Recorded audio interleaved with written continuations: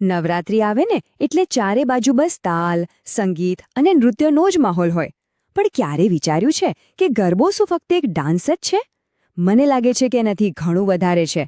તો ચાલો આજે આપણે ગરબાના આ દેખાવની પાછળ જે ગહન અર્થ છુપાયેલો છે ને એના આધ્યાત્મિક રહસ્યોને જરા નજીકથી સમજીએ. હવે આ સવાલ દેખાવમાં ભલે સાવ સીધો લાગતો હોય, પણ એનો જવાબ એટલો જ ઊંડો છે. વાત એવી છે કે ગરબાની જે પરંપરા છે ને એ ખાલી સ્ટેપ્સ અને તાળીઓ સુધી જ નથી. અરે, એ તો બ્રહ્માંડ, સમય અને ખુદ આપણા આત્માની એક જીવંત ઉપાસના છે. તો ચાલો આ સફર શરૂ કરીએ અને ઊંડા ઉતરીએ. તો ગરબાનો સાચો અર્થ સમજવો હોય ને તો શરૂઆત એના કેન્દ્રથી જ કરવી પડે. અને એનું કેન્દ્ર શું છે? એ છે ગરબો પોતે. હા, એ જ માટલી જેને આપણે ગર્ભદીપ તરીકે પણ ઓળખીએ છીએ. જુઓ, આ ગરબો શબ્દ આવ્યો છે સંસ્કૃતના ગર્ભદીપ પરથી. એનો સીધો મતલબ થાય છે ગર્ભમાં રહેલો દીવો, એટલે કે કાણાવાળો એક માટીનો ઘડો અને એની અંદર સળગતો એક દીવો. હવે આ દેખાય ભલે સાવ સાધારણ, પણ આ નાનકડી રચનામાં આખા બ્રહ્માંડના રહસ્યો સમાયેલા છે. તો આ ઘડાનો મતલબ શું એ બહુ જ રસપ્રદ છે.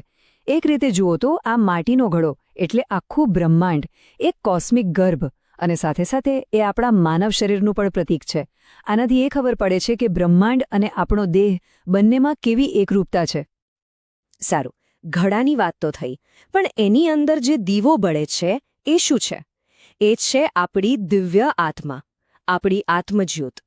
આ એ જ શાશ્વત ઊર્જા છે જે આખી સૃષ્ટિને જીવંત રાખે છે, એને ધબકતી રાખે છે. એટલે જ તો એ દીવો અખંડ રાખવામાં આવે છે, જે આત્માની અમરતાનું પ્રતીક છે. અને હવે વિચારો, એ દીવાનો પ્રકાશ જ્યારે ઘડાના કાણામાંથી બહાર ફેલાય છે, એ દ્રશ્ય શું કહેવા માંગે છે?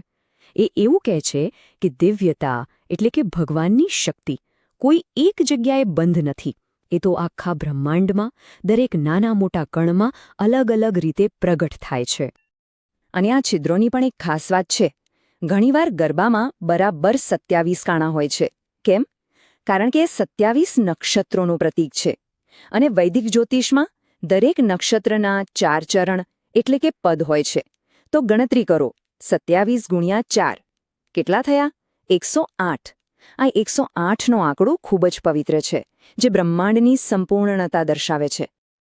તો આ બધું ભેગું કરો. ઘડો એટલે શરીર અને બ્રહ્માંડ, દીવો એટલે આત્મા. આ બધું આપણને ઉપનિષદના એક મહાન વાક્ય તરફ લઈ જાય છે, અહમ બ્રહ્માસ્મિ, એટલે કે હું જ બ્રહ્માંડ છું. ગર્ભદીપ એ આ ઊંડા ફિલોસોફિકલ વિચારનું એક જીવતું જાગતું આપણી નજર સામેનું સ્વરૂપ છે. એ બતાવે છે કે આપણો આત્મા અને આ બ્રહ્માંડની ચેતના એ બે અલગ નથી, એક જ છે. ઓકે, તો આ તો થઈ ગર્ભદીપની એટલે કે ગરબાના કેન્દ્રની વાત. પણ હવે જેની આસપાસ નૃત્ય થાય છે એનું શું? ચાલો હવે એ નૃત્યની ગતિ અને તાલમાં શું અર્થ છુપાયેલો છે એને સમજીએ. ક્યારે એવો વિચાર આવ્યો છે કે ગરબા હંમેશા ગોળ કુંડાળામાં જ કેમ રમાય છે? કારણ કે આ ગોળ કુંડાળું એટલે કાલચક્ર, સમયનું એ ચક્ર જે ક્યારેય અટકતું નથી. એમાં જે આપણે બધા નાચીએ છીએ એ આપણે નશ્વર દુનિયા છીએ, જે સતત જન્મ, જીવન અને મૃત્યુના ચક્કરમાં ફર્યા કરે છે. જ્યારે પેલો વચ્ચે મૂકેલો ગરબો એ સ્થિર છે, એ શાશ્વત દૈવી શક્તિ છે જે ક્યારેય બદલાતી નથી. અને પેલી 3 તાળી, શું એ ખાલી તાલ માટે છે? જરાય નહીં. એની પાછળ પણ ગહન અર્થ છે. પહેલી તાળી છે સર્જનહાર બ્રહ્મા માટે, બીજી તાળી છે પાલનહાર વિષ્ણુ માટે, અને ત્રીજી તાળી છે સંહારક મહેશ માટે. મજાની વાત એ છે કે આ ત્રણેય કાર્યો હકીકતમાં તો દેવીની શક્તિના જ અલગ અલગ રૂપ છે. એટલે 3 તાળીથી આપણે એ બ્રહ્માંડની શક્તિને જ યાદ કરીએ છીએ.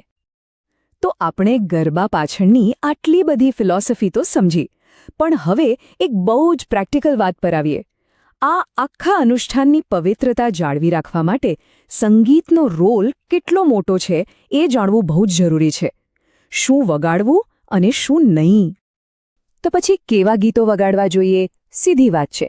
દેવીની સ્તુતિ હોય, ભક્તિભાવથી ભરેલા આપણા પરંપરાગત ગરબા હોય, એ જ આ તહેવારની સાચી ઓળખ અને શોભા છે.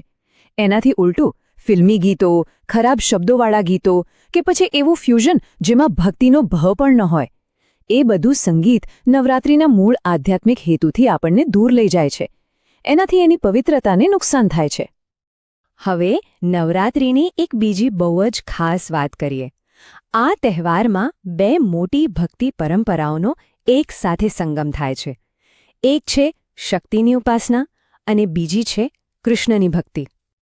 હા, ગરબો અને રાસ વચ્ચેનો આ જે તફાવત છે ને એ સમજવા જેવો છે. જુઓ, ગરબો એ આખા બ્રહ્માંડને ચલાવનારી જે દૈવી શક્તિ છે એની આરાધના છે, જ્યારે રાસ એ ભગવાન શ્રીકૃષ્ણ માટેની પ્રેમભરી ભક્તિની એક લીલા છે. એટલે એમ કહી શકાય કે ગરબો કોસ્મિક છે અને રાસ પર્સનલ છે. અને નવરાત્રિમાં જ્યારે આ શક્તિ અને ભક્તિ બંને ભેગા થાય છે ને ત્યારે એક અદ્ભુત આધ્યાત્મિક માહોલ બને છે. તો છેલ્લે એક સવાલ જે આપણા બધા માટે વિચારવા જેવો છે. આજે ગરબા દુનિયાભરમાં પહોંચી ગયા છે, ગ્લોબલ થઈ ગયા છે, તો આવા સમયે આપણે આધુનિકતા અને આપણી પરંપરા વચ્ચે બેલેન્સ કેવી રીતે રાખી શકીએ?